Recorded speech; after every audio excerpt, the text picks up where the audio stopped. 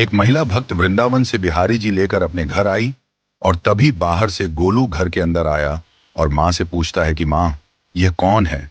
तो मैया ने बोला, ये भगवान है और ये ही हमारे मालिक हैं। अब तो घर में जब भी कोई नई चीज बनती तो सबसे पहले बिहारी जी को भोग लगता। पहले यह सब चीजें गोलू को सबसे पहले मिलती थीं। इससे गोलू बहुत चिढ़ने लगा और मन ही मन ठाकुर जी को कोसने लगा। एक दिन गोलू की मां काम पर जाते समय बोली, गोलू, यमुना जी से मटके में जल भरकर लाना। जब गोलू पानी भरने के लिए जाने लगा तो जाते जाते बिहारी जी को कहने लगा, खाने के लिए तो सबसे पहले तैयार रहते हो, लेकिन काम तो मुझे ही करना पड़ता है। अगर यहां रहना है तो काम करो। कहकर गोलू यमुना जी से जल भरने के लिए चल पड़ा। गोलू जब यमुना जी में जल भरने लगा तो उसने देखा कि यमुना जी के अंदर बिहारी जी विराजमान हैं और कह रहे हैं, ला गोलू, घड़ा हम भर देते हैं। गोलू उनको देखकर हैरान हो गया और बोला, नहीं नहीं, मैं अपने आप भर लूंगा। लेकिन ठाकुर जी ने उसके हाथ से घड़ा ले लिया और भरकर घर ले आए। गोलू घर आकर डर रहा था कि अगर मां को पता लगा कि मैंने ठाकुर जी से काम करवाया है तो आज मेरी पक्की पिटाई होगी।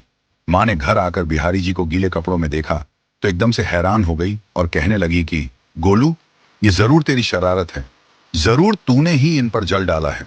गोलू ने अपनी मां को समझाने का बहुत प्रयास किया, लेकिन मां ने उसको डांट कर चुप करा दिया और ठाकुर जी के भीगे हुए वस्त्रों को बदलने लगी। अगले दिन जब मां ने गोलू को अनाज पिसवाने का काम दिया तो बिहारी जी फिर अनाज का कनस्तर ले आए और मां को ठाकुर जी के वस्त्रों के ऊपर सूखा आटा पड़ा मिला। तो मां ने फिर गोलू को डांटा कि तुझे पता नहीं कि ये हमारे भगवान हैं और तू भगवान के साथ शरारत करता है। आज तूने फिर इनके ऊपर आटा फेंका है। तो गोलू शपथ लेकर कहने लगा, नहीं मां, मैंने कोई शरारत नहीं करी है। ये तो मेरे हाथ से गेहूं का कनस्तर लेकर खुद पिसवा कर आए हैं। गोलू की मां आज बहुत गुस्सा हुई। अगले दिन फिर मां बोली, बेटा गोलू, आज तुम्हारे बाबा बाहर गांव से वापस लौट आएंगे। बस आज का ही काम है। तुम जंगल से थोड़ी लकड़ियां ले आना। गोलू फिर डर गया, कहीं ठाकुर जी फिर मेरे पीछे ना आ जाएं।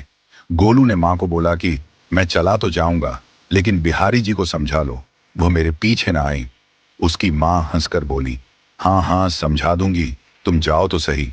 गोलू जल्दी जल्दी लकड़ियां लेने जंगल में चला गया और मां काम पर चली गई। लेकिन उस दिन मां काम से जल्दी वापस आ गई और देखा बिहारी जी अपनी चौकी पर विराजमान नहीं है। वह तो एकदम से घबरा गई कि कहीं गोलू की शरारत तो नहीं। वह भागी भागी जंगल की तरफ गई। तभी उसने देखा कि गोलू के साथ एक इंसान लकड़ियों को लेकर घर आ रहा है। गोलू की मां यह देखकर हैरान हो गई कि यह तो बिहारी जी हैं। ये क्या हमारे भगवान हमारा काम कर रहे हैं? इसका अर्थ गोलू ठीक कह रहा था। वह जल्दी जल्दी भागकर ठाकुर जी के पास गई और लकड़ियां उनके हाथ से लेते हुए उनके चरणों में गिरकर रोती हुई बोली, हे बिहारी जी, ये आप क्या कर रहे हो? मुंह गरीब का काम क्यों कर रहे हो? ठाकुर जी मुस्कुराते हुए बोले, हमें तो तेरे बेटे पर बहुत प्यार आता है। सब लोग हमें भगवान समझते हैं, लेकिन एक तेरा बेटा ही था जो हमको अपना मानता था।